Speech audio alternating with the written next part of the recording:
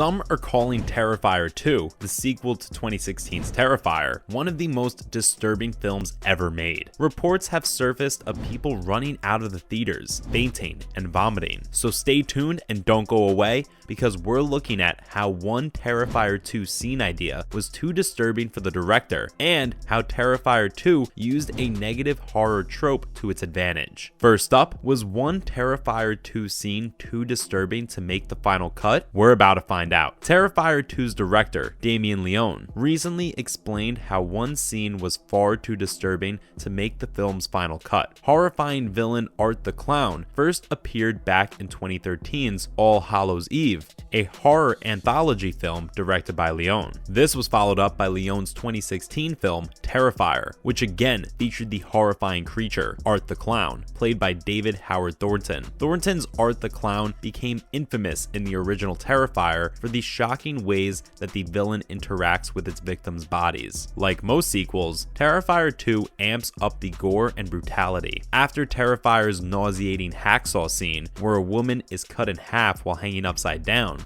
Terrifier 2 moves the needle further and features dismemberment, cannibalism, and scalpings. The master of horror, famed novelist Stephen King, has praised Terrifier 2 for its gory style and old school slasher flick vibes. The scene in question that didn't make the final cut was actually suggested by Thornton himself, and Leone says, Art the Clown likes to play with people's entrails. There's the scene where he cuts off a man's He could have taken it further. We had conversations about things he could do once he took the guy's off. We explored those and joked about it, but then we said, no, that's way too far. That's too distasteful. Possibly making a balloon animal out of it or something like that, but we absolutely can't do that. It was actually Dave's suggestion. We're always trying to one-up each other and come up with sick things, but that was too far for me. Next up, is Terrifier 2 still gross without the cutscene? Absolutely. Even though Terrifier 2 doesn't show Art making a balloon animal with a severed penis, it's still brutal and beyond grotesque.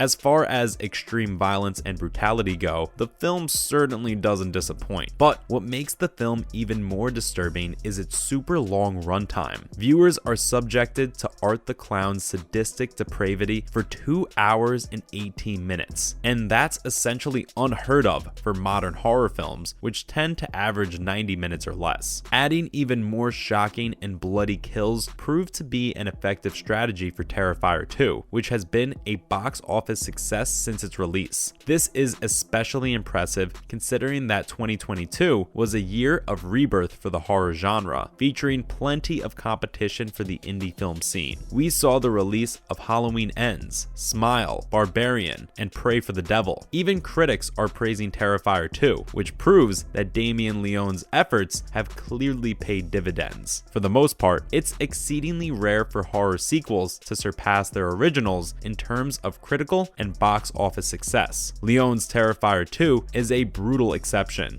In fact, Leone's sequel was so successful that he's hinting at a trilogy film to be released sometime in 2024 or 2025. Up next, how does Terrifier 2 use a negative horror trope to its advantage? We're about to find out. Despite some critical praise, Terrifier 2 has received a ton of bad press, aimed at the movie's gore. Art the Clown terrorizes a new crop of teenagers, and it's as if the film's brutality received a nitrous oxide boost. A large portion of the bad press was aimed at the film's controversial bedroom scene. Much of the early promotion for Terrifier 2 was done through Leone's cult following on social media, so his marketing efforts were very grassroots. That all changed though once the film hit select theaters. After the film's release, the mainstream media were appalled by the level of gore and brutality depicted, and that's when the reports about people fainting and vomiting began to surface. Because of the mainstream media coverage, Art the Clown has actually become more famous than he's ever been. Leone welcomes the reports and the media coverage, and he loves the disgust and free marketing. And why shouldn't he? The bad press is a blessing for his films. and reeling in legions of fans that he never had before. For Leone, this is a win-win. What do you think of the Terrifier franchise? Does it go too far? We'd love to know your thoughts, so drop those comments down below. Stay tuned and don't go away as we continue our deep dive down the Terrifier franchise's horrifying rabbit hole. Next up, does negative controversy elevate horror films to iconic status? You bet. Like many other horror classics, the controversy surrounding Terrifier 2 has only increased the franchise's audience. Classics such as the Texas Chainsaw Massacre, The Exorcist, and Psycho all faced calls to be banned for allegedly damaging society. But what these morality groups calling for the ban of films fail to realize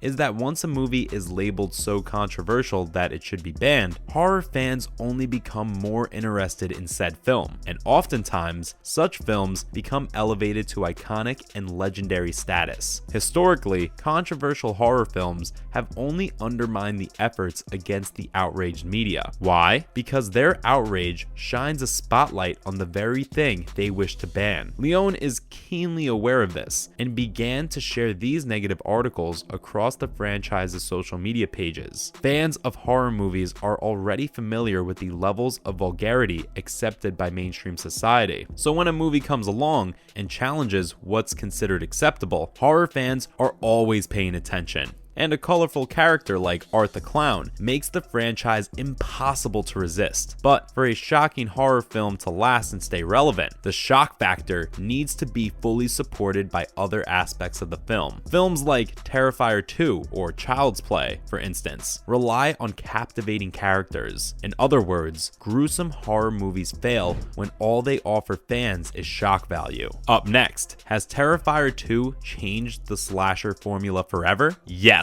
Without a doubt. 2022 was the year of Art the Clown. Art's international fame was cemented in Terrifier 2, where his latest bloody rampage is challenged by a teenage girl who has a strange connection to him. Terrifier 2 doubles down on the violence, dark comedy, and even the nasty eye-popping. Terrifier 2 is a small-budget indie film built around a cult horror figure, but its high levels of gory carnage have become a social media sensation.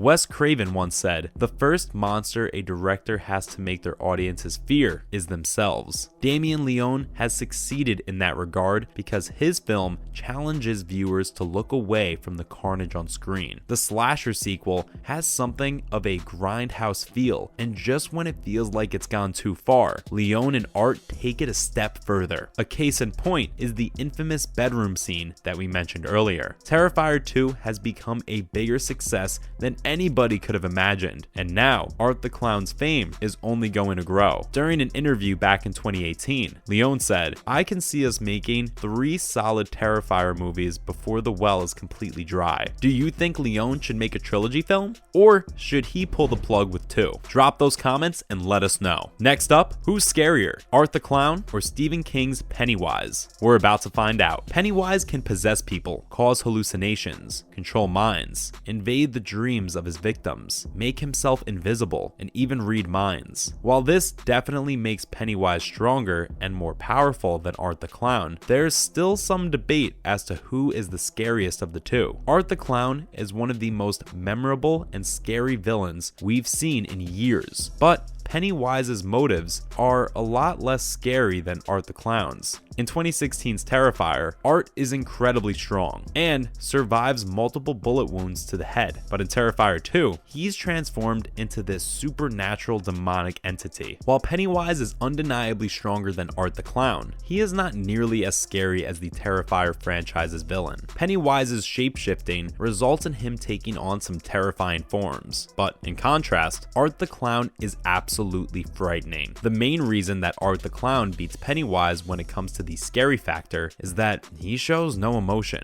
other than sadistic joy when he's brutally killing someone. That is seriously disturbing stuff. And what makes Pennywise weaker than Art is that he needs his victims to believe in him for his powers to work, much like Nightmare on Elm Street's famed villain, Freddy Krueger. Art the Clown doesn't need people to believe in him in order to harm them, and as you know, slaughtering people is Art's only source of joy and amusement. When Art isn't killing anyone, he's often depicted as sad and serious. Finally, was Art the Clown's worst kill in Terrifier 2? Surprisingly, Art's worst kill wasn't in Terrifier 2. In 2016's Terrifier, Art cuts a bound woman in half with a hacksaw, beginning between her open legs and ending with her still screaming head. It is one of the most horrific scenes in recent modern horror history and far outweighs anything featured in 2022's Terrifier 2. That's a wrap for today's video. Thank you for watching. Hit like, comment, and subscribe to the channel.